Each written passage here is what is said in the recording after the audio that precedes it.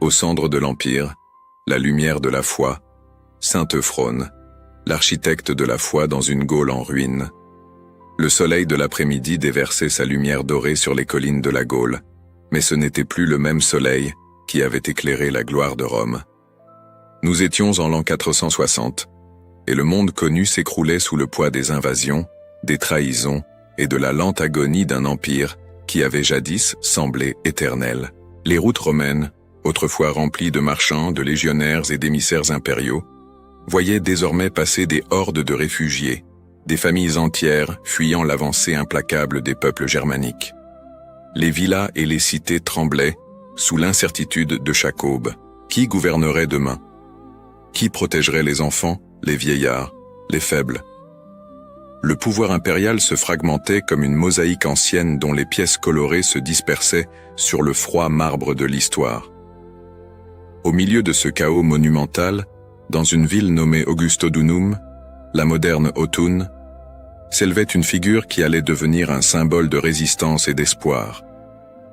Ce n'était pas un général revêtu d'une armure, ni un politicien astucieux tissant de fragiles alliances. C'était un homme aux vêtements simples, mais au regard pénétrant et ferme. Un homme qui portait sur ses épaules non seulement la responsabilité d'un diocèse, mais le poids d'une civilisation entière qui chancelait au bord du gouffre. Son nom était Euphrone, et il serait rappelé non pour les armées qu'il commanda ou les batailles qu'il remporta par l'épée, mais pour la forteresse qu'il érigea par la foi, pour la lumière qu'il maintint allumée lorsque toutes les autres semblaient s'éteindre. Augustodunum, l'ancienne capitale des Éduins, peuple gaulois allié de Rome depuis l'époque de Jules César, était une ville de vieilles pierres et de mémoire glorieuse.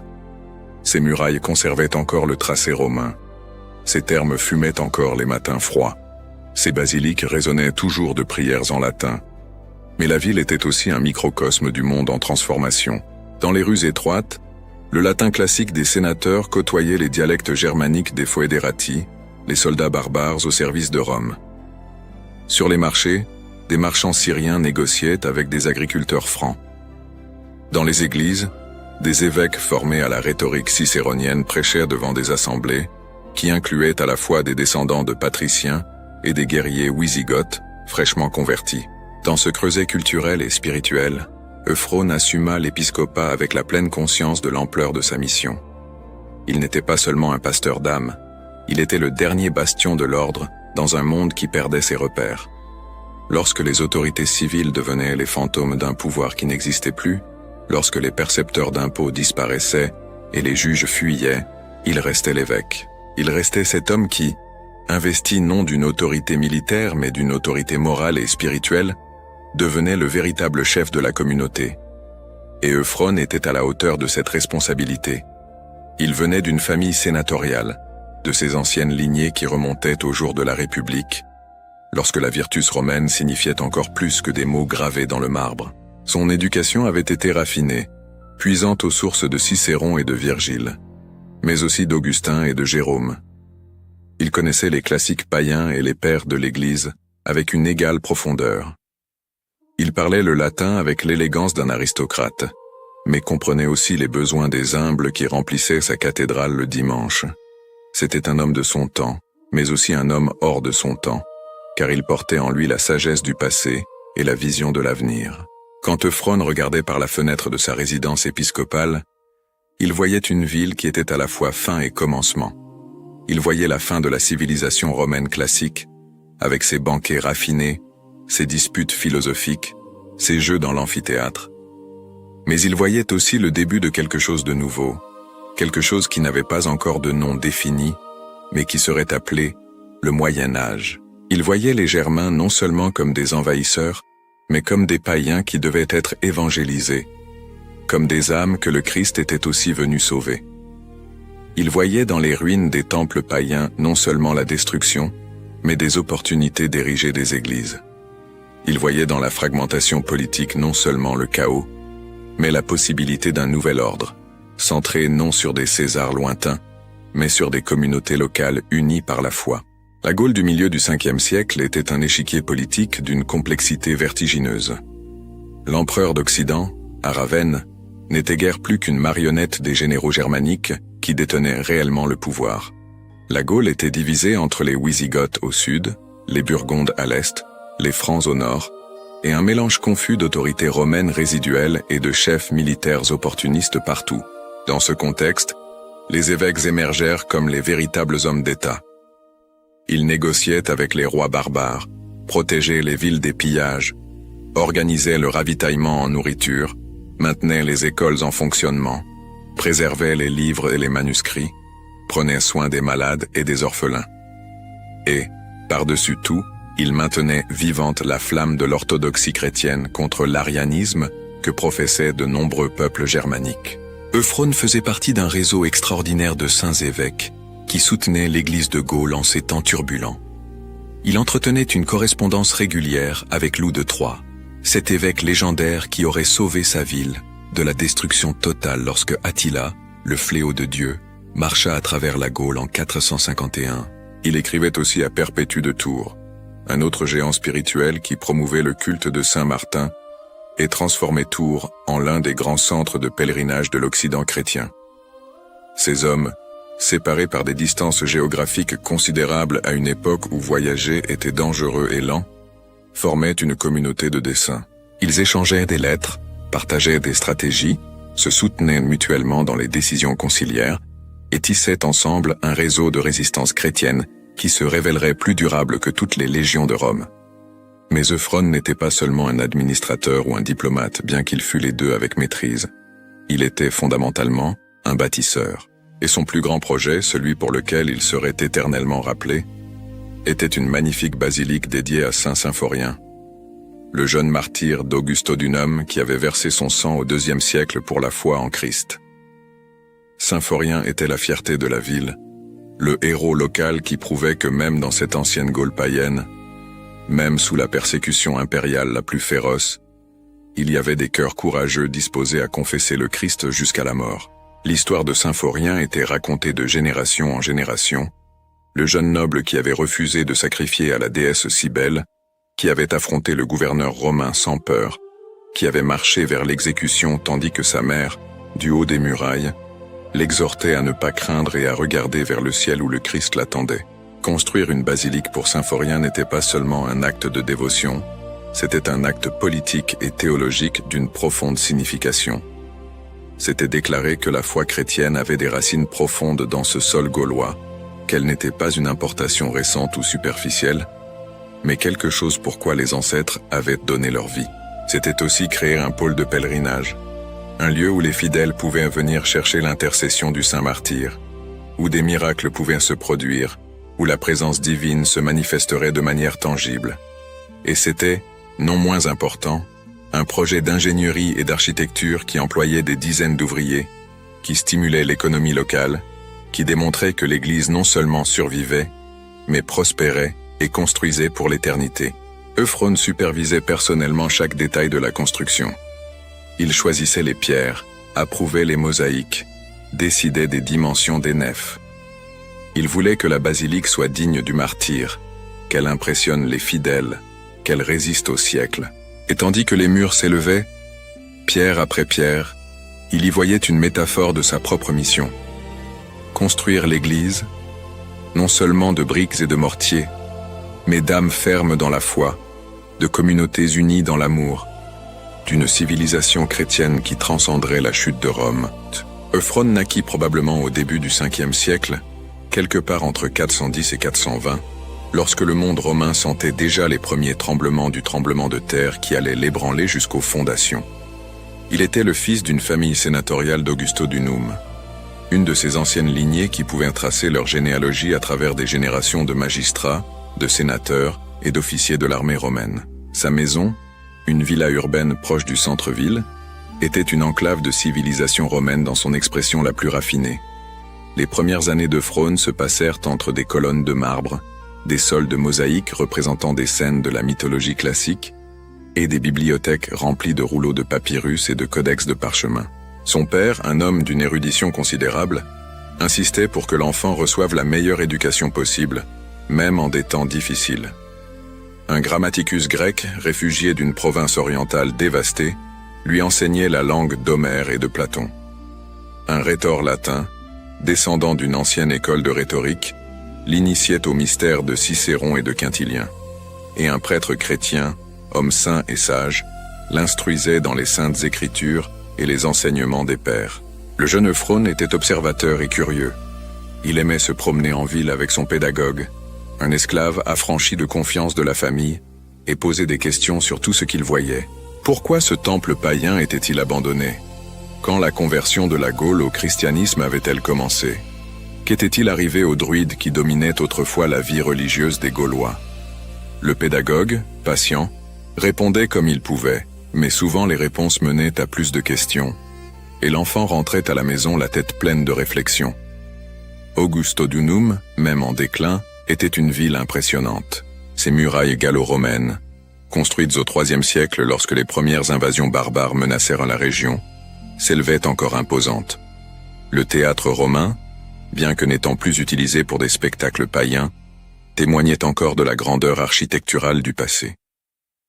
Le temple de Janus avec ses tours mystérieuses restait debout, monument silencieux d'une religion morte. Et partout, de nouvelles églises chrétiennes poussaient, occupant des espaces publics, transformant d'anciens temples, créant un nouveau paysage sacré.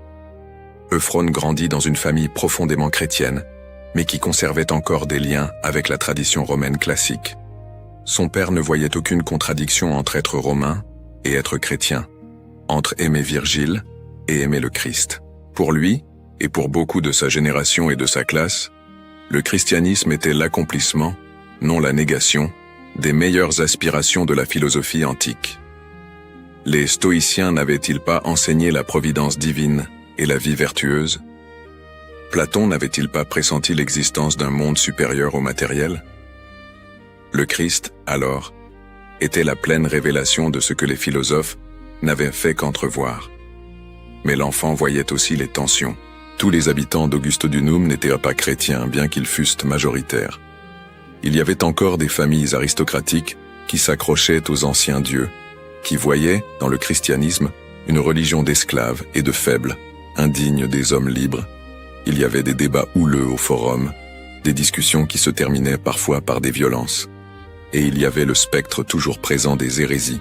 L'arianisme, cette doctrine qui niait la pleine divinité du Christ, était particulièrement forte chez les Germains, et sa présence croissante en Gaule créait d'énormes défis théologiques et politiques.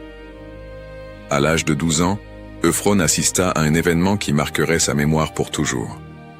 Une horde de brigands, mélange de déserteurs romains et de guerriers germaniques sans seigneur, attaqua un village près d'Augustodunum. La nouvelle parvint à la ville à l'aube, apportée par des réfugiés ensanglantés et terrorisés. L'évêque d'alors, un homme âgé mais à l'esprit indomptable, organisa immédiatement une expédition de secours. Euphrone, contre la volonté de ses parents, mais avec l'approbation de l'évêque qui avait reconnu en lui quelque chose de spécial, partit avec eux. Ce que l'enfant vit ce jour-là ne l'abandonnerait jamais. Des maisons brûlées, des champs détruits, des corps éparpillés dans les rues de terre, des femmes pleurant sur les cadavres de maris et d'enfants, des enfants orphelins, les yeux vides de choc et de terreur. Et au milieu de tout cela, l'évêque, se déplaçant avec calme et autorité, organisant les survivants, distribuant de la nourriture et de l'eau, réconfortant les affligés, enterrant les morts avec dignité. Euphrone aida comme il put, portant de l'eau, tenant la main d'enfants effrayés, apprenant que la foi n'était pas seulement une question de belles prières dans la cathédrale, mais de mains salies par la terre et de larmes mêlées à la sueur. Cette nuit-là, campé dans les ruines du village, l'évêque appela Euphrone près de lui. Ils s'assirent près d'un feu de bois, observant les étoiles dans le ciel noir et clair. Le prélat parla longuement du sacerdoce, de ce que signifiait être pasteur en temps de loup. Il dit que le monde changeait, que le vieil ordre disparaissait, mais que l'Église demeurerait. Il dit que des hommes de bonne formation et de bon caractère seraient nécessaires, des hommes qui pourraient diriger non seulement par des mots, mais par l'exemple. Il regarda profondément dans les yeux de l'enfant et lui demanda s'il serait disposé, un jour, à assumer ce fardeau. Euphrone, à 12 ans, ne comprenait pas entièrement ce qu'on lui demandait, mais il sentit quelque chose bouger dans son cœur, une vocation, un appel. Les années suivantes furent celles d'une formation intense. Euphrone, maintenant adolescent puis jeune adulte, se plongea dans les études avec une dévotion presque monastique. Il lisait Augustin et s'émerveillait des Confessions, ce voyage spirituel d'un homme qui était lui aussi issu de l'aristocratie romaine et avait trouvé dans le Christ la réponse à toutes ses inquiétudes. Il étudiait Jérôme et admirait son érudition biblique, sa capacité à unir le meilleur de la culture classique avec la foi chrétienne. Il connaissait les œuvres d'Ambroise de Milan, cet évêque qui avait affronté des empereurs et défini la relation entre l'Église et l'État d'une manière qui allait résonner à travers les siècles. Mais Euphrone ne se limitait pas aux livres. Il passait du temps avec les pauvres de la ville, visitant les malades, apportant de la nourriture aux veuves et aux orphelins, apprenant que la théologie sans charité est vide. Il participait aux liturgies quotidiennes, absorbant le rythme de la vie ecclésiale, mémorisant les psaumes, comprenant la structure de l'année liturgique. Et il conversait longuement avec l'évêque et d'autres prêtres, débattant de questions théologiques, discutant des problèmes pratiques de l'administration diocésaine, se préparant, bien qu'il ne le sût pas encore, pour le rôle qu'il jouerait un jour.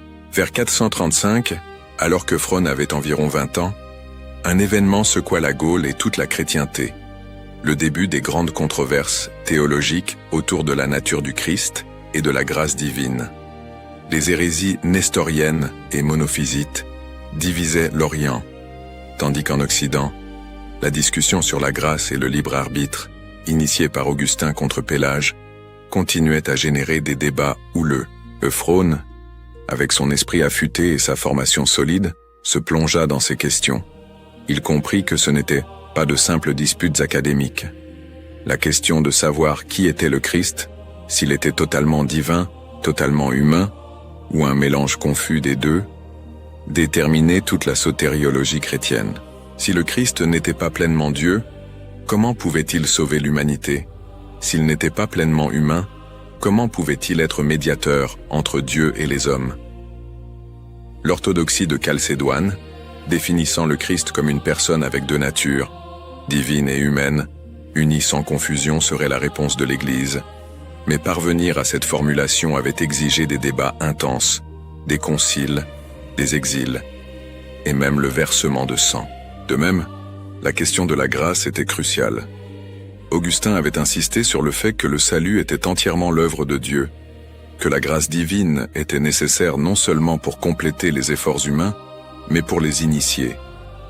Pélage, en revanche, mettait l'accent sur la capacité humaine de choisir le bien, minimisant la nécessité de la grâce. Euphrone, étudiant attentivement, pencha vers la position augustinienne, mais avec une conscience pastorale que cette doctrine devait être présentée de manière à ne pas décourager les fidèles ou les mener au fatalisme. En 440, Euphrone fut ordonné diacre. La cérémonie eut lieu dans la cathédrale d'Augustodunum pendant la fête de Pâques, en présence de toute la ville. Le jeune aristocrate, maintenant serviteur de l'Église, se prosterna devant l'autel tandis que l'évêque imposait les mains sur sa tête et invoquait l'Esprit Saint. Euphrone sentit quelque chose qu'il ne pouvait décrire adéquatement avec des mots, une présence, un poids, une lumière. C'était le sceau du sacrement, la marque indélébile qui le séparait pour le service divin. Comme diacre, Euphrone assuma des responsabilités importantes. Il assistait à la liturgie, proclamait l'Évangile, distribuait l'Eucharistie, mais il avait aussi des fonctions administratives et caritatives. Il était responsable de la distribution des aumônes aux pauvres, de la gestion des biens du diocèse, du soin des veuves et des orphelins. Il découvrit qu'il avait un talent pour l'organisation et la gestion des ressources, des compétences qui seraient cruciales dans son futur épiscopat. 5 ans plus tard, en 445, il fut ordonné prêtre. Il pouvait maintenant célébrer l'Eucharistie, confesser les péchés, oindre les malades. Le sacerdoce d'Euphrone fut marqué par une intense vie de prière et d'étude. Il se levait avant l'aube pour les vigiles, passait des heures en méditation sur les Écritures, célébrait la messe avec une profonde dévotion. Les fidèles notaient quelque chose de spécial en lui, une intensité spirituelle, une présence qui apportait la paix. Pendant ses années comme prêtre, Euphrone commença également à voyager à travers le diocèse, visitant les paroisses rurales, rencontrant les gens simples des campagnes.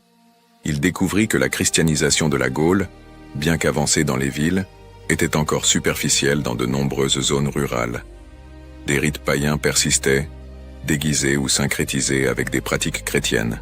Des arbres sacrés recevaient encore des offrandes. Des sources miraculeuses étaient toujours vénérées d'une manière qui rappelait les anciens cultes celtes. Euphrone n'était pas un iconoclaste fanatique, mais il comprenait la nécessité de purifier et d'approfondir la foi du peuple.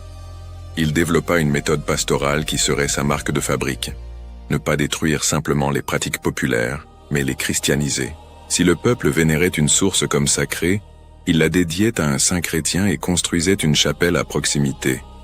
Si un arbre était considéré comme miraculeux, il ne le coupait pas, mais y accrochait une image de la croix et organisait des processions jusqu'à l'endroit. Il comprenait que la foi du peuple simple était différente de la théologie sophistiquée des éduqués, mais non moins précieuse aux yeux de Dieu. En 460, l'évêque d'Augustodunum décéda. C'était un homme saint qui avait guidé le diocèse à travers des temps terribles, y compris les années de l'avancée d'Attila à travers la Gaule. Sa mort laissa un vide immense. Le choix d'un successeur était crucial. Le diocèse avait besoin de quelqu'un qui soit à la fois érudit et pastoral, ferme dans la doctrine mais miséricordieux dans la pratique, capable de négocier avec les pouvoirs séculiers, mais sans compromettre l'intégrité de l'Église. Le clergé, les nobles chrétiens de la ville, et les représentants du peuple se réunirent pour délibérer. Plusieurs noms furent proposés, mais il y avait un consensus croissant autour d'Euphrone. Il possédait tout ce qui était nécessaire. Une origine aristocratique qui lui donnait de la crédibilité auprès des élites, une formation théologique solide, une expérience administrative, une réputation de sainteté, et il était encore relativement jeune, avec l'énergie nécessaire pour faire face aux défis à venir. Euphrone, lorsqu'il fut informé qu'il était l'élu, réagit comme on s'attendrait d'un homme véritablement saint, par la résistance. Il connaissait le poids de l'épiscopat, savait que cela signifiait porter la croix non seulement pour lui-même, mais pour toute une communauté. Il cita les paroles de Grégoire de Nazianze, qui avait fui l'épiscopat parce qu'il le considérait comme un fardeau supérieur à ses forces. Il rappela l'exemple d'Ambroise, qui avait tenté de s'échapper lorsque le peuple de Milan l'acclama évêque. Mais le clergé insista. Et finalement, une délégation d'évêques voisins, y compris des émissaires de Loup de Troyes, vint à Augustodunum et dit à Euphrone que c'était clairement la volonté de Dieu qu'il accepte. Face à cela, il ne pouvait refuser. Il s'agenouilla et, les larmes aux yeux, accepta l'épiscopat. La consécration épiscopale d'Euphrone fut un événement mémorable. Des évêques de toute la Gaule vinrent à Augustodunum pour l'occasion. La cathédrale était bondée, les gens se pressant jusqu'aux portes et débordant sur la place extérieure. La liturgie fut solennelle et émouvante. 3 évêques imposèrent les mains sur Euphrone, tandis que la prière consécratoire était proclamée, invoquant l'Esprit Saint pour qu'il descende sur le nouvel évêque et le remplisse des dons nécessaires à son ministère. Euphrone, maintenant évêque d'Augustodunum, revêtit les insignes de sa charge. La mitre, symbolisant l'autorité apostolique. La crosse pastorale, représentant son rôle de pasteur. L'anneau, signe de son mariage mystique avec le diocèse. Il s'assit sur la cathèdre, la chaise épiscopale dont son diocèse tirait le nom de cathédrale, et d'où il présiderait les liturgies et enseignerait le peuple. Dans son premier sermon comme évêque, Euphrone parla d'une voix claire et ferme, sans arrogance mais avec autorité. Il cita les paroles de Paul. « Malheur à moi si je n'évangélise pas ». Il dit qu'il comprenait l'ampleur de sa responsabilité, qu'au jour du jugement il devrait rendre compte non seulement de sa propre âme, mais de toutes les âmes confiées à ses soins. Il promit d'être un père pour son peuple, un maître dans la foi, un défenseur des faibles, un bâtisseur de l'Église du Christ en pierre et en esprit. Les premières années de l'épiscopat d'Euphrone coïncidèrent avec certains des moments les plus turbulents de l'histoire gauloise. L'Empire romain d'Occident était à ses derniers souffles. Des empereurs éphémères montaient et descendaient du trône, comme des pièces, sur un échiquier manipulé par des généraux barbares. Ricimé, le faiseur de rois d'origine germanique, contrôlait Ravenne et faisait et défaisait des empereurs à volonté. La Gaule, quant à elle, voyait la croissance du royaume wisigoth basé à Toulouse, la consolidation du royaume burgonde et les premiers mouvements des Francs qui allaient finalement conquérir toute la région. Dans ce contexte chaotique, Euphrone émergea comme un véritable homme d'État. Lorsque des représentants du roi wisigoth vinrent à Augustodunum exiger des tribus, ce fut l'évêque qui négocia, non les autorités civiles inexistantes. Lorsque des différends surgirent entre propriétaires romains et guerriers germaniques au sujet des terres, ce fut Euphrone qui arbitra sa parole respectée des deux côtés. Lorsque des épidémies frappèrent la région, ce fut l'Église sous sa direction qui organisa le soin des malades et l'enterrement des morts. Mais le défi le plus sérieux qu'Euphrone affronta fut théologique, l'arianisme. Cette hérésie qui niait que le Christ fût consubstantiel au Père avait été condamnée par le concile de Nicée en 325, mais restait forte chez de nombreux peuples germaniques. Les Wisigoths en particulier étaient des ariens fervents, et leur influence croissante en Gaule menaçait l'orthodoxie nicéenne. Euphrone ne se faisait aucune illusion sur le danger. L'arianisme n'était pas seulement une question théologique abstraite, c'était une question d'identité et de pouvoir. Pour les Germains, être arien les distinguait des Romains catholiques, c'était une partie de leur identité ethnique. Pour Euphrone et d'autres évêques catholiques, accepter l'arianisme serait trahir la foi apostolique, ce serait se rendre à l'hérésie par commodité politique. L'évêque d'Augustodunum mena cette bataille avec toutes les armes à sa disposition. Prédication, écriture, débat public et diplomatie. Il prêchait constamment sur la divinité du Christ, utilisant à la fois les écritures et les arguments philosophiques qu'il avait appris dans sa jeunesse. Il écrivait des lettres à d'autres évêques, coordonnant un front uni contre l'arianisme. Il débattait publiquement avec des clercs ariens lorsque l'occasion se présentait, toujours respectueux mais ferme, et il négociait avec les chefs politiques germaniques, cherchant à les convaincre que la conversion au catholicisme serait avantageuse. Sa stratégie porta ses fruits. Bien qu'il ne vécût pas assez pour voir la conversion finale des Francs au catholicisme sous Clovis, Euphrone prépara le terrain. Ses argumentations, sa fermeté doctrinale, son exemple d'intégrité, tout cela contribua à ce que, finalement, la Gaule devienne solidement catholique et non arienne. Parallèlement à la lutte théologique, Euphrone devait aussi faire face à des problèmes plus mondains mais tout aussi importants. L'administration du diocèse exigeait une attention constante. Il y avait des propriétés de l'Église à gérer, des clercs à superviser, des différends à résoudre. Euphrone établit des systèmes efficaces, déléguant des responsabilités mais maintenant une supervision attentive. Il insistait pour que tous les prêtres de son diocèse soient des hommes d'une vie irréprochable, des célibataires fidèles, des étudiants des Écritures. Il ne tolérait ni la corruption, ni la simonie, ni la négligence pastorale. Mais il ne perdit jamais de vue que son ministère fondamental était spirituel. Il célébrait l'Eucharistie quotidiennement, souvent dans la cathédrale, mais aussi dans de petites églises rurales, lorsqu'il visitait le diocèse. Il écoutait les confessions pendant des heures, patient avec les pécheurs, ferme mais miséricordieux. Il prêchait fréquemment, ses sermons combinant l'érudition théologique avec des applications pratiques qui touchaient le cœur des auditeurs. Si l'épiscopat d'Euphrone pouvait être résumé en un projet, ce serait la construction de la basilique dédiée à Saint Symphorien. Ce ne fut pas seulement un projet de construction, ce fut la matérialisation d'une vision théologique, pastorale et civilisationnelle. Symphorien était un héros local, un jeune chrétien du IIe siècle qui avait été martyrisé à Augustodunum. Son histoire était bien connue. Fils d'une famille noble, éduqué à la fois dans la culture romaine et dans la foi chrétienne, il avait vécu sous le règne de Marc Aurèle, un empereur philosophiquement sophistiqué mais persécuteur implacable des chrétiens. Lorsque les autorités romaines organisèrent une grande procession en l'honneur de la déesse Cybèle, Symphorien refusa d'y participer ou de rendre hommage. Il fut arrêté, interrogé et finalement condamné à la décapitation. La tradition avait conservé un détail émouvant.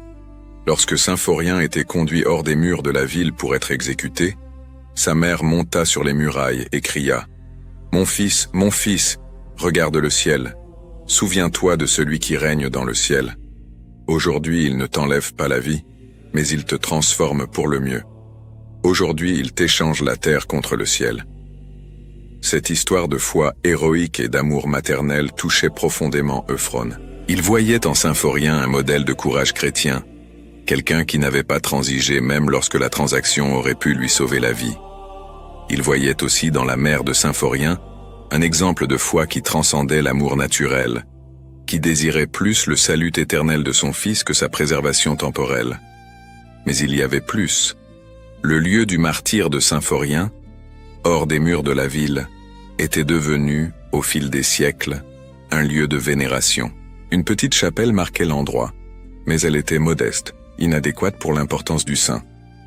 Euphrone rêvait de quelque chose de grandiose, une basilique qui deviendrait un centre de pèlerinage, où les fidèles de toute la Gaule pourraient venir vénérer le martyr et chercher son intercession. Le projet commença vers 465.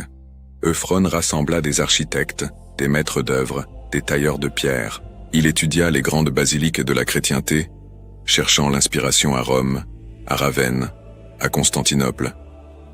Il voulait une structure qui impressionne par sa beauté et sa solidité, qui dure des siècles, qui proclame la gloire de Dieu et la permanence de l'Église même au milieu de l'instabilité du monde. Le site fut soigneusement préparé. Le terrain, irrégulier et en pente, dut être nivelé. Des fondations profondes furent creusées, utilisant la technique romaine d'opus cementitium, le béton antique qui garantirait une stabilité durable. Les murs commencèrent à s'élever, construits avec des blocs de calcaire local, coupés et ajustés avec précision. Euphrone visitait le chantier régulièrement. Il conversait avec les ouvriers, s'intéressait à leurs problèmes, veillait à ce qu'ils soient payés équitablement. Il voyait dans leur travail quelque chose de sacré, une coopération avec le plan divin d'édifier l'Église. Il célébrait parfois la messe sur le chantier même, bénissant les outils, les matériaux, les travailleurs. La basilique prenait forme lentement. D'abord les murs extérieurs, solides et imposants, puis les colonnes intérieures, apportées de carrières lointaines, chacune témoignant de l'habileté des tailleurs de pierre. Les nefs commençaient à se définir. La nef centrale haute et large, les nefs latérales plus petites mais élégantes. Un clair étage permettrait à la lumière naturelle d'entrer, créant un jeu d'ombre et de lumière qui élèverait l'âme des fidèles. Mais une basilique n'était pas seulement des pierres. Euphrone commanda des mosaïques pour décorer le sol et les murs. Des artisans venus de Ravenne, où l'art de la mosaïque avait atteint des niveaux de perfection presque divins, travaillèrent pendant des mois, plaçant tesselle par tesselle, créant des images du Christ, des apôtres, de Symphorien au moment de son martyre, de sa mère en haut des murailles. Les fenêtres reçurent des vitres colorées, une technique encore relativement nouvelle mais d'un effet dramatique. Lorsque le soleil traversait ces vitres, la lumière se transformait en arc-en-ciel de couleurs qui dansaient sur le sol de pierre, créant une atmosphère de beauté éthérée qui élevait naturellement l'esprit vers Dieu. L'autel fut sculpté dans du marbre blanc, importé à grands frais. Au-dessus serait placé un ciborium, une structure semblable à un baldaquin soutenu par 4 colonnes, qui mettrait en valeur l'autel comme le cœur liturgique de la basilique. Sous l'autel, selon la tradition, furent placées des reliques de Symphorien, des fragments de ses os conservés à travers les siècles, rendant cet endroit doublement sacré. La construction dura des années. Il y eut des défis. Manque de matériaux lorsque les routes commerciales étaient interrompues par des guerres. Pénurie d'ouvriers, lorsque des épidémies frappèrent la région. Problèmes techniques, lorsque le poids des murs menaçait la stabilité de certaines sections. Mais Euphrone persévéra. Il priait, planifiait, réorganisait. Sa foi ne vacilla jamais.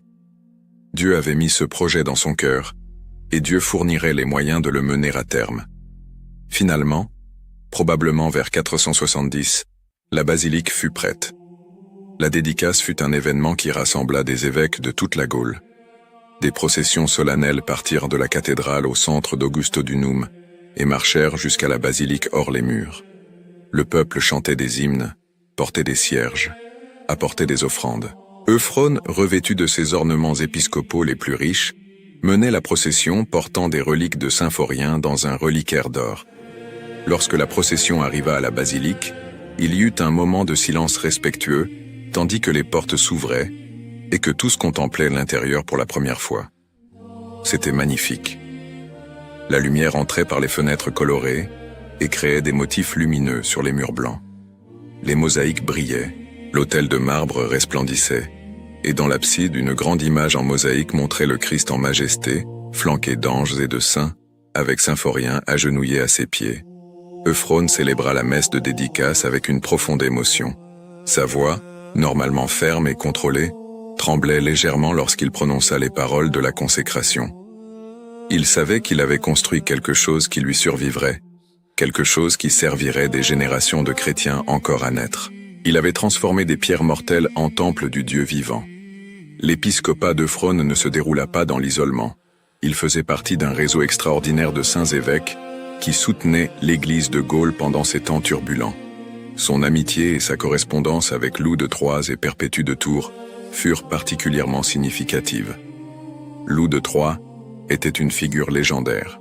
Né dans l'aristocratie, éduqué dans la meilleure tradition romaine, il avait abandonné une brillante carrière séculière pour embrasser la vie monastique. Sa sainteté était telle que, lorsque l'évêque de Troyes mourut, le peuple l'acclama comme successeur. Loup était connu pour sa vie austère, sa profonde vie de prière et ses dons prophétiques, mais aussi pour son courage. Lors de l'invasion d'Attila en 451, Loup était allé personnellement à la rencontre du conquérant Hun, et, par une combinaison d'éloquence et de grâce divine, avait persuadé Attila d'épargner Troie. Euphrone entretenait une correspondance régulière avec Loup. Les lettres entre eux, bien que partiellement conservées, révèlent une profonde amitié spirituelle et une collaboration pastorale.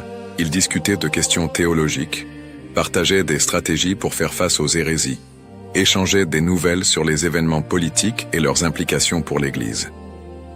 Euphrone admirait particulièrement la combinaison chez Loup d'une spiritualité profonde et d'une sagacité pratique, voyant en lui un modèle d'évêque saint mais non naïf. Perpétue de Tours était un autre géant spirituel.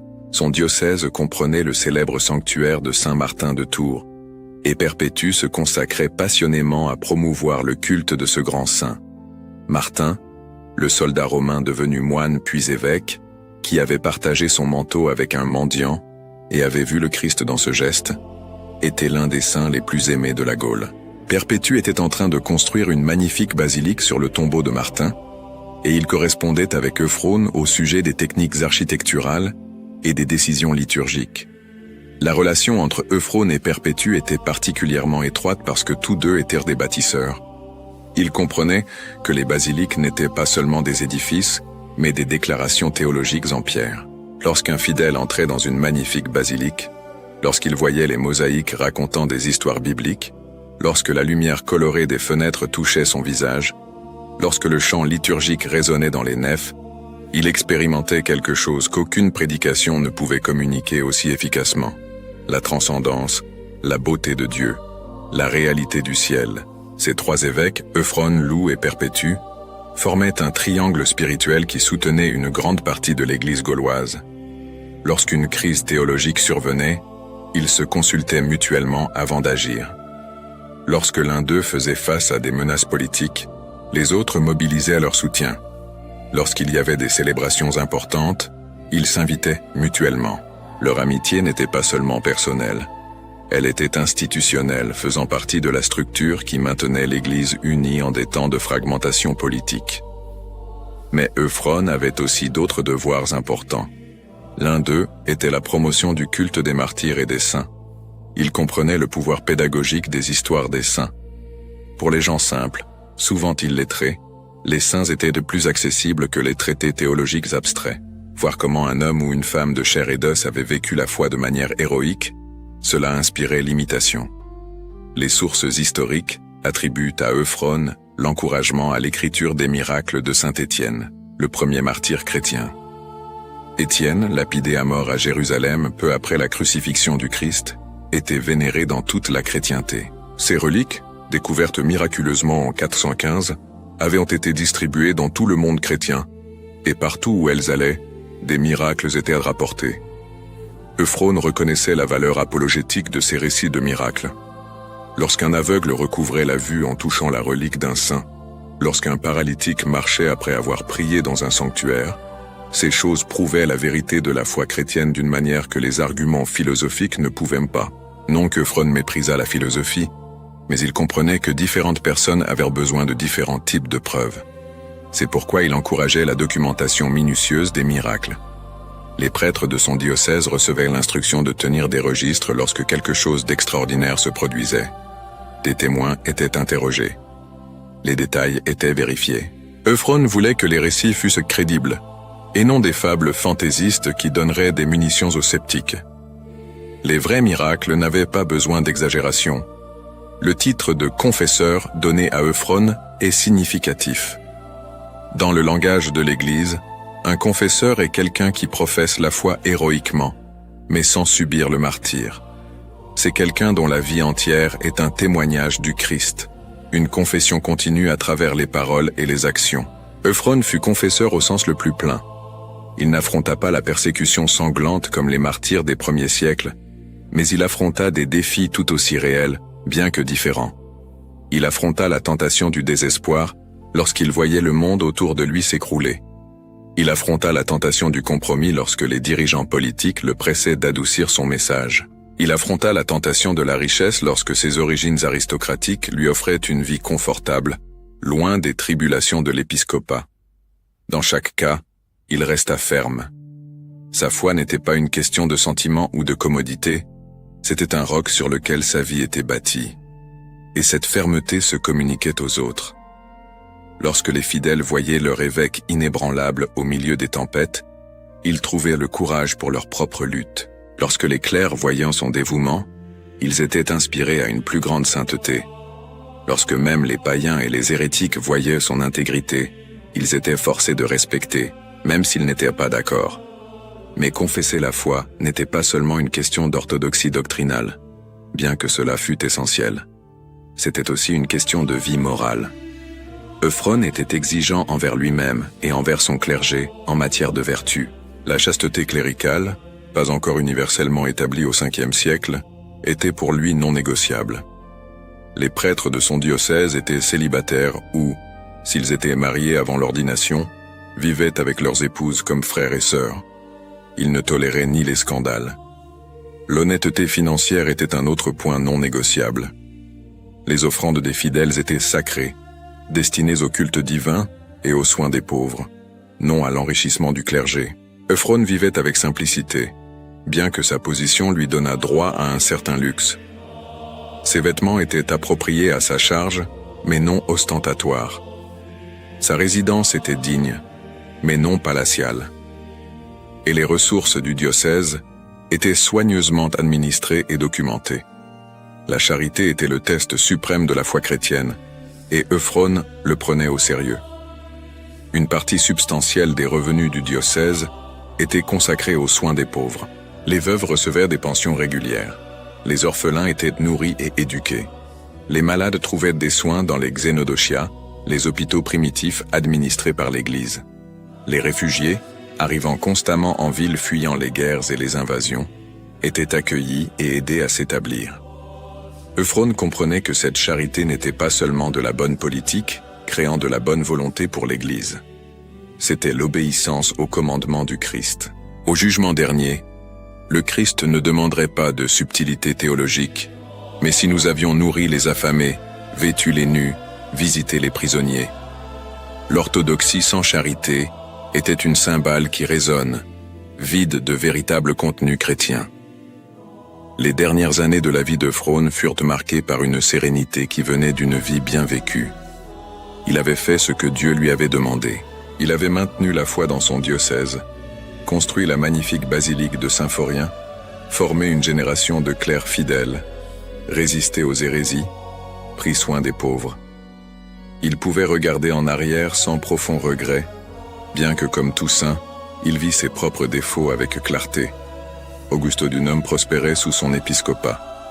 La ville n'était pas à l'abri des problèmes de l'époque, mais il y avait en elle quelque chose qui manquait dans beaucoup d'autres endroits, l'espérance.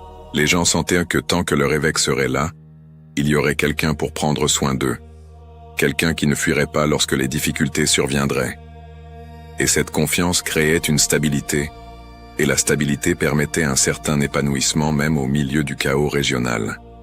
Euphrone continuait de célébrer l'Eucharistie quotidiennement, bien que l'âge commençât à peser. Ses pas étaient plus lents en montant à l'autel.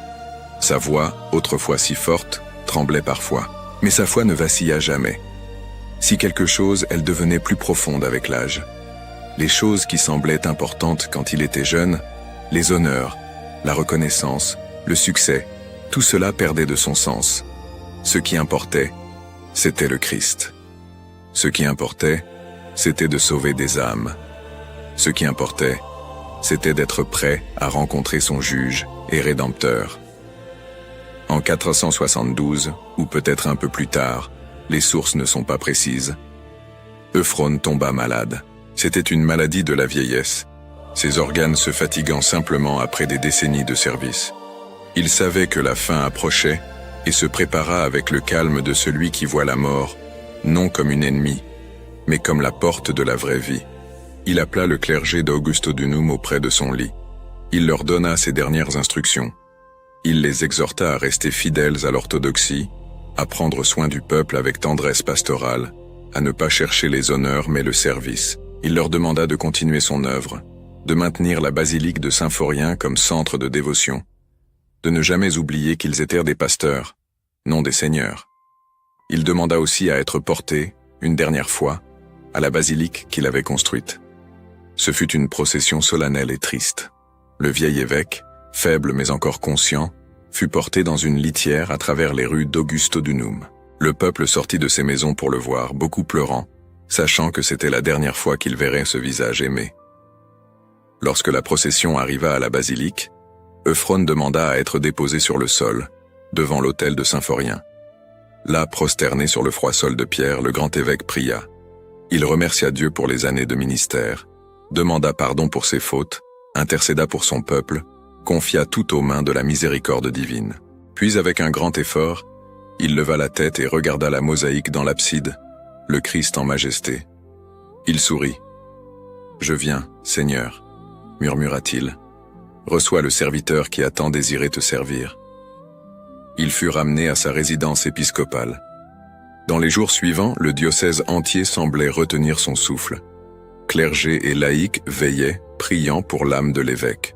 Euphrone, entre des moments de lucidité et de délire, répétait des versets des psaumes, en particulier le psaume 23.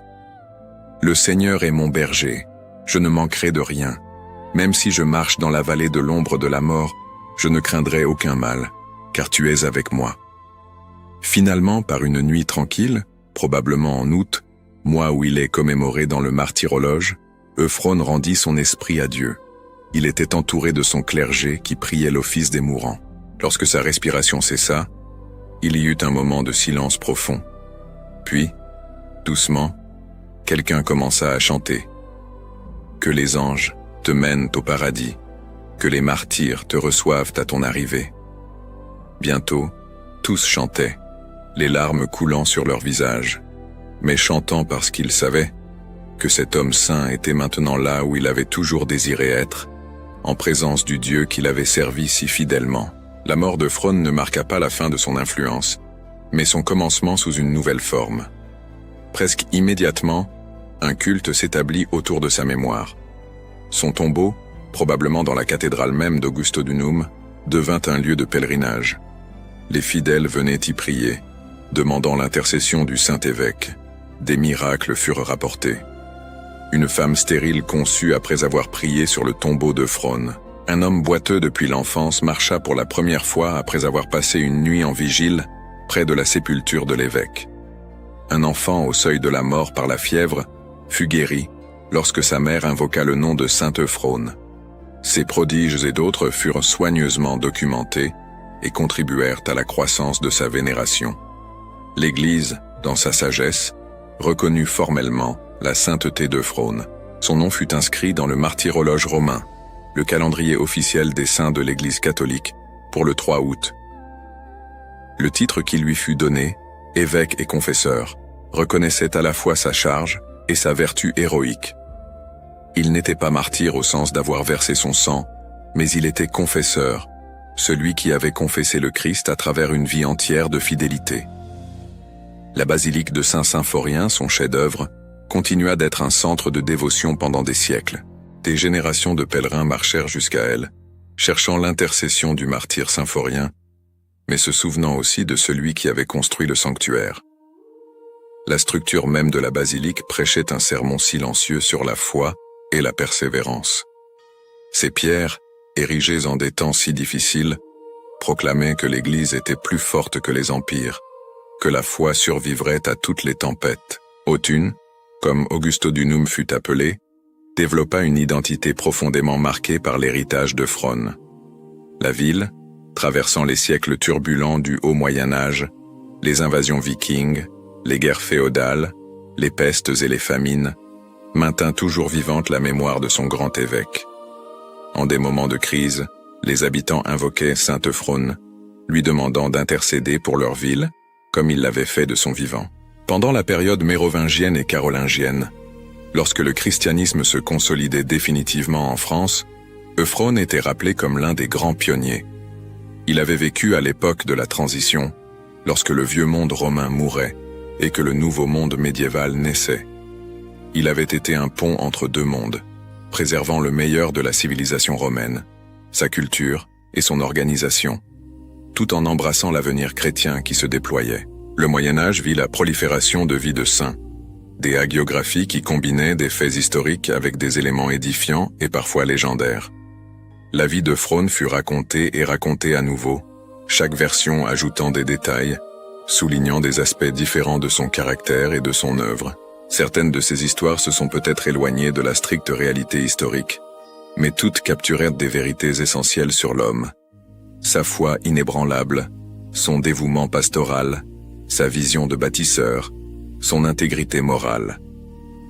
Des peintures et des sculptures de Sainte Fron commencèrent à apparaître dans les églises de toute la France.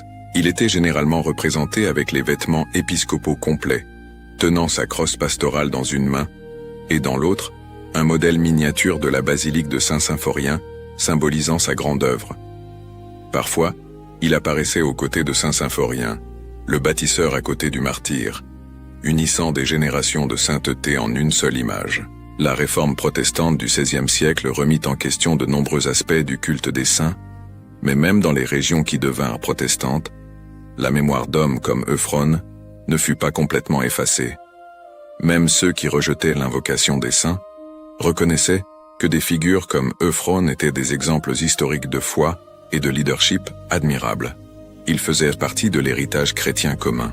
La Révolution française, avec son attaque virulente contre le christianisme pendant la période de la Terreur, causa des dommages considérables au patrimoine religieux d'Autun.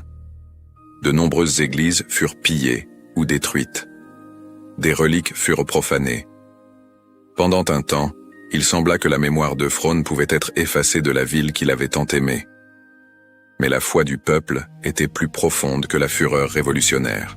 Lorsque la tempête passa, lorsque Napoléon rétablit les relations avec l'Église, le culte de Sainte Fron ressurgit.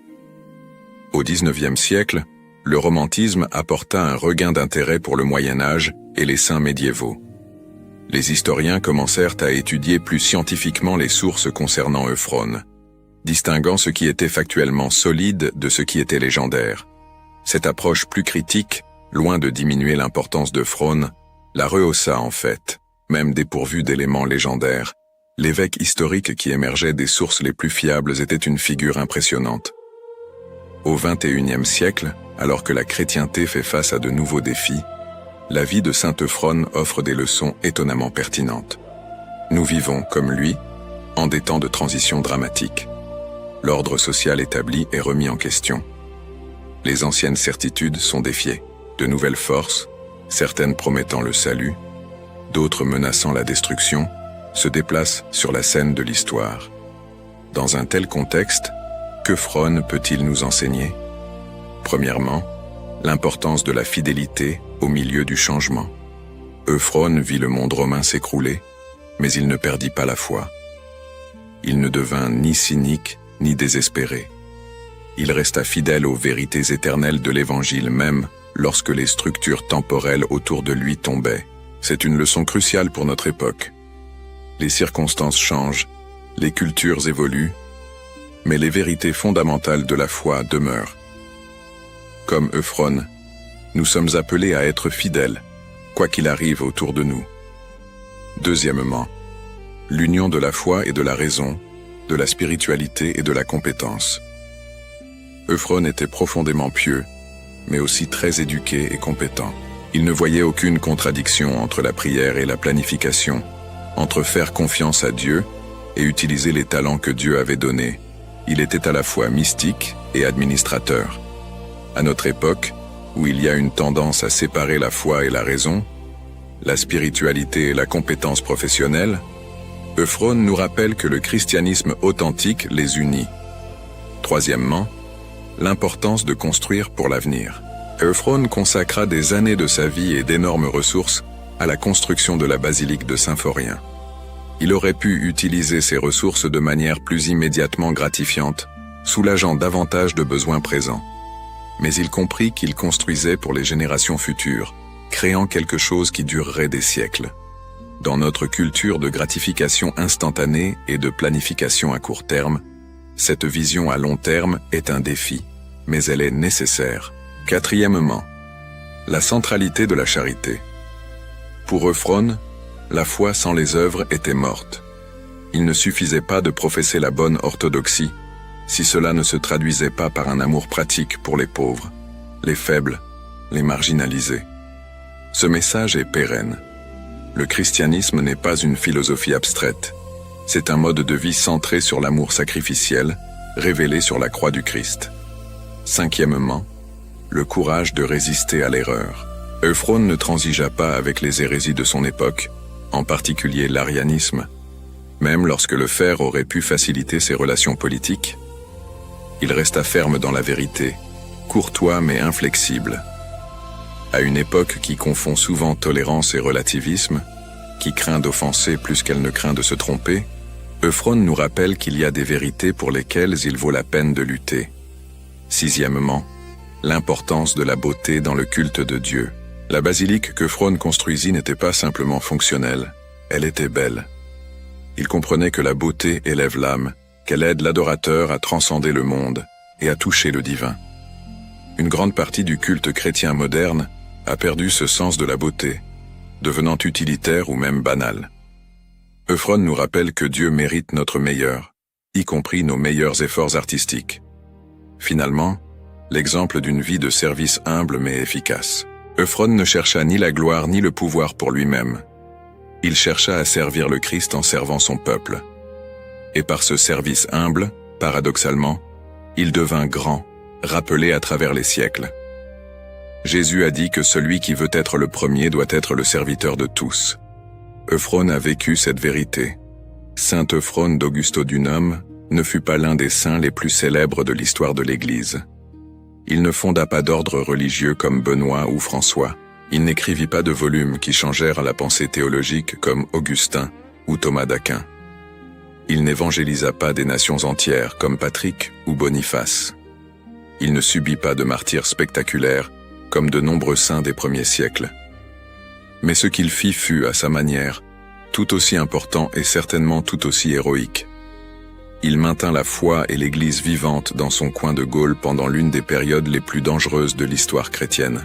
Lorsque le monde romain s'écroulait, lorsque les invasions et les hérésies menacèrent de tout détruire, il resta ferme.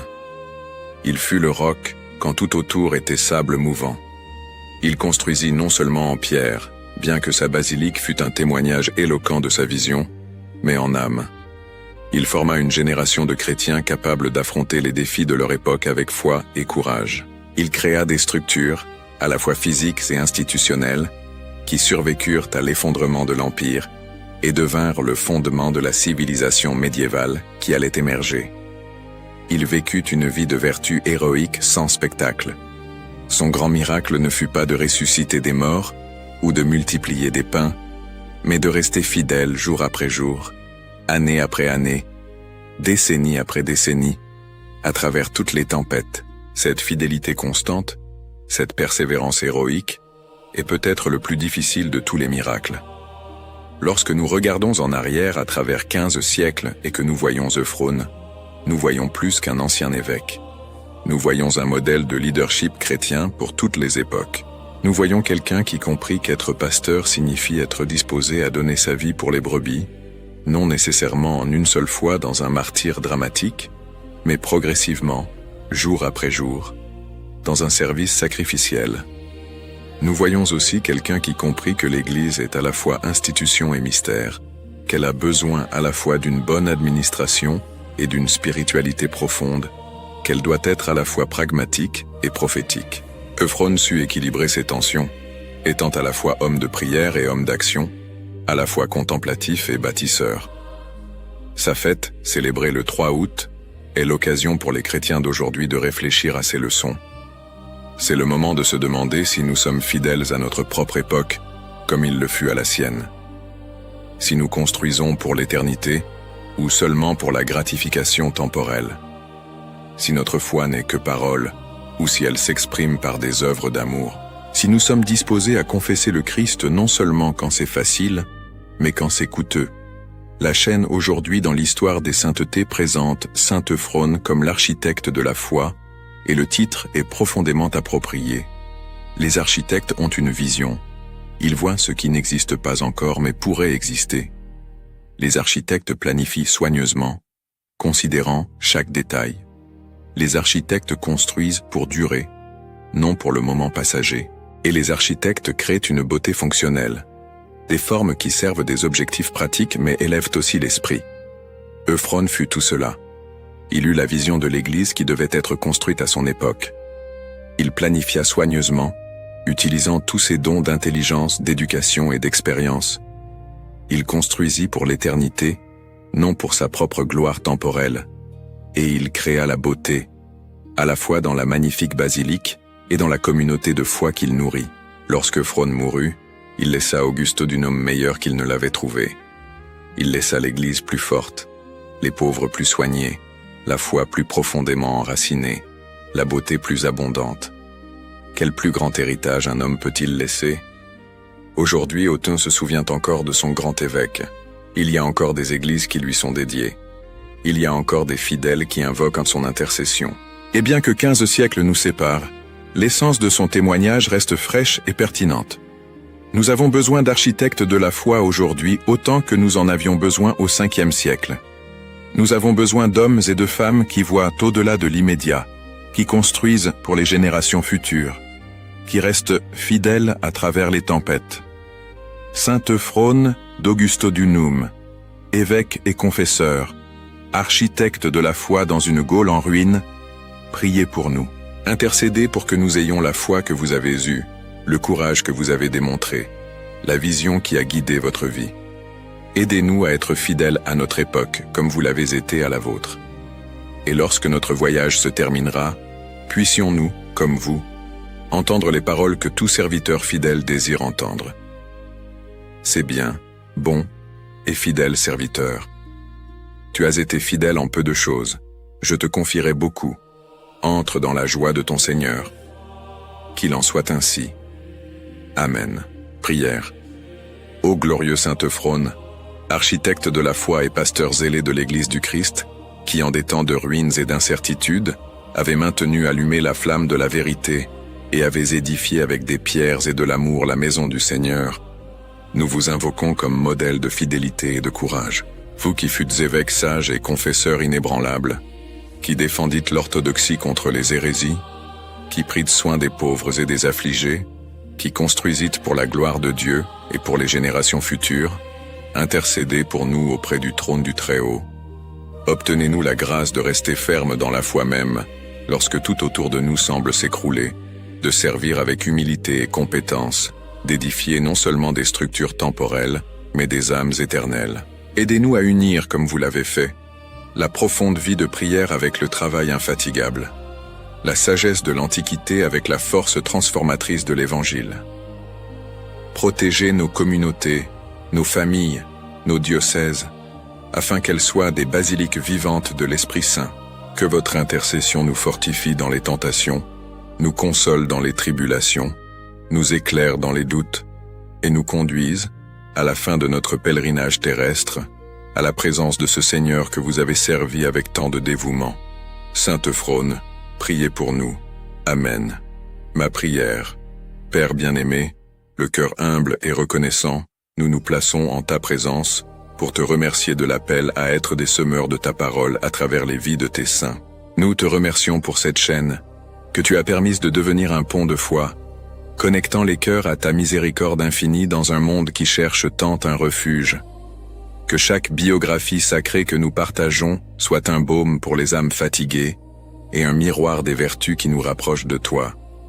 Que le témoignage de tes serviteurs et servantes inspire chaque auditeur à chercher une vie de plus grande sainteté, de courage et d'amour du prochain. Nous reconnaissons que nous ne faisons rien par nous-mêmes. Tu es la source de toute inspiration et la force derrière chaque mot. Nous te remercions de nous utiliser comme tes simples instruments pour raconter les merveilles que tu as opérées dans la vie de ceux qui t'ont aimé par-dessus tout. Que cette œuvre continue de renforcer la communion entre nous, transformant cet espace numérique en une véritable famille spirituelle, unie par le même amour pour le Christ et par le désir de suivre ses pas. Nous te consacrons, Seigneur, nos voix, nos esprits et nos cœurs.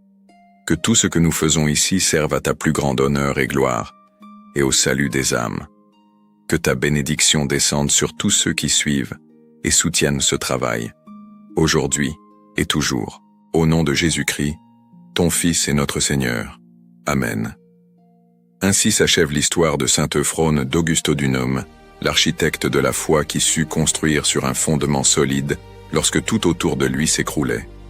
Ce grand évêque du 5e siècle nous laisse un héritage qui transcende les siècles et parle directement aux défis de notre temps. À une époque où tout semble éphémère et passager, où les structures sociales et morales semblent se désintégrer avec la même rapidité que l'Empire romain de son temps, Euphrone nous enseigne qu'il y a quelque chose qui demeure, la foi en Christ et l'Église bâtie sur le roc. La vie de ce saint confesseur révèle des vérités profondes que chacun de nous doit méditer. Euphrone n'a pas eu le privilège de vivre en des temps de paix et de prospérité. Il n'a pas joui d'une Église triomphante et universellement acceptée. Il n'a pas compté sur le soutien d'un empire chrétien fort. Au contraire, il a vu des invasions, des hérésies, la fragmentation, le chaos. Et pourtant, ou peut-être précisément à cause de cela, sa foi a brillé d'une intensité qui nous éclaire encore aujourd'hui. Ce qui a fait d'Euphrone un saint, ce ne sont pas des miracles spectaculaires de résurrection de morts ou de multiplication de pain, bien que Dieu ait certainement opéré par lui. Ce qui l'a fait saint, c'est sa fidélité héroïque et constante. Jour après jour, année après année, décennie après décennie, il est resté au poste que Dieu lui avait confié. Quand d'autres fuyaient, il restait. Quand d'autres transigeraient, il restait ferme. Quand d'autres abandonnèrent la construction parce que l'avenir semblait incertain, il continuait d'ériger sa magnifique basilique, pierre après pierre, parce qu'il savait qu'il construisait non pour lui-même, mais pour la gloire de Dieu et pour les générations futures. C'est peut-être la leçon la plus importante que saint Euphrone nous offre. La sainteté n'est pas réservée uniquement à ceux qui opèrent des prodiges visibles ou meurent dans des martyrs sanglants. La sainteté est accessible à nous tous, dans l'accomplissement fidèle de nos devoirs quotidiens, dans la persévérance à travers les difficultés, dans le refus de compromettre notre foi même lorsque ce serait plus facile de céder. Euphrone fut saint dans son administration juste, dans sa prédication constante, dans sa charité infatigable, dans sa résistance aux hérésies, dans sa vision de bâtisseur. Il fut saint en étant évêque avec excellence, en faisant bien ce pourquoi Dieu l'avait appelé. Chacun de nous a une vocation, un appel spécifique de Dieu. Ce n'est peut-être pas l'épiscopat, cela n'implique peut-être pas la construction de magnifiques basiliques, mais quelle que soit notre vocation, être père ou mère, professionnel, fils ou fille, ami, voisin, nous sommes appelés à la vivre avec la même fidélité héroïque qu'Euphrone a vécu la sienne.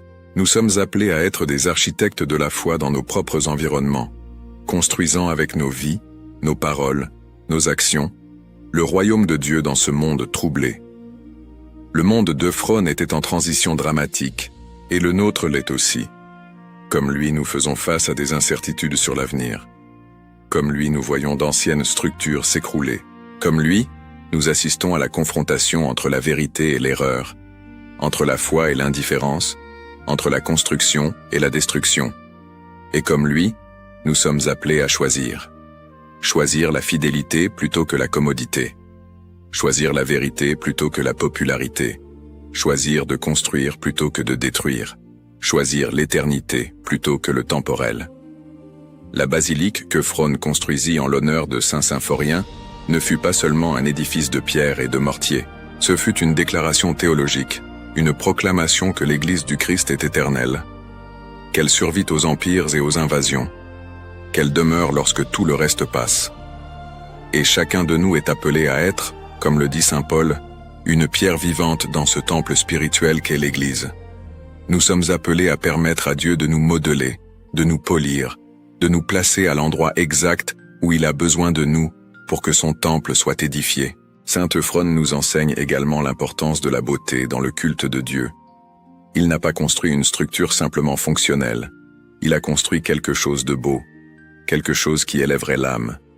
De nos jours, où une grande partie du culte chrétien est devenue banale et utilitaire, nous devons redécouvrir que Dieu mérite notre meilleur art, notre plus belle musique, nos plus nobles efforts créatifs. La beauté n'est pas un luxe superflu, c'est une nécessité spirituelle, car à travers la beauté nous entrevoyons quelque chose de la gloire divine. L'amitié d'Euphrone avec d'autres grands évêques de son époque, en particulier Loup de Troyes et Perpétue de Tours, nous rappelle que la vie chrétienne n'est pas un voyage solitaire. Nous avons besoin les uns des autres, nous avons besoin de communautés, de frères et sœurs qui nous soutiennent, nous définissent, nous inspirent. La sainteté se construit en communion, non dans l'isolement. Quel bel exemple nous donnent ces saints évêques, entretenant une correspondance régulière, se soutenant mutuellement, collaborant à la grande œuvre de maintenir la foi vivante en des temps difficiles. La charité d'Euphrone envers les pauvres, les orphelins, les veuves, les réfugiés, nous interpelle directement. Nous vivons dans un monde avec tant de besoins, tant de souffrances. Et il est facile de se sentir submergé, pensant que nous ne pouvons pas faire de différence. Mais Euphrone nous montre que nous devons faire ce que nous pouvons, là où nous sommes, avec ce que nous avons. Chaque geste d'amour compte. Chaque acte de miséricorde est important. Chaque fois que nous nourrissons un affamé, consolons un affligé, accueillons un étranger, c'est le Christ lui-même que nous servons. Que l'histoire de saint Euphrone ne soit pas seulement une autre narration historique intéressante que nous écoutons et oublions. Qu'elle soit une invitation à la transformation, un appel à la sainteté, une inspiration à vivre notre foi avec la même intensité et fidélité qu'il a vécu la sienne.